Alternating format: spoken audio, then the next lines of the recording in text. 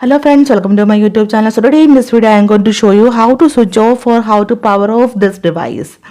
So to switch off or power off this device, tap and hold on the volume up button and the lock button just like this. Now you can see the option to restart or power off or emergency SOS. So to power off, tap on the white circle and swipe to bottom. Now the device is power off. So to restart the device, tap and hold on the lock button.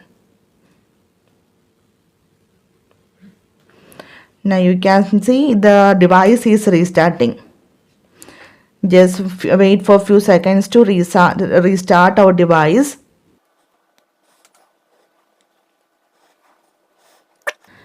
The device is restarted. So simply in this way you can power off the device. That means tap on the volume up button and the lock button. So thank you for watching. Thank you. Bye bye.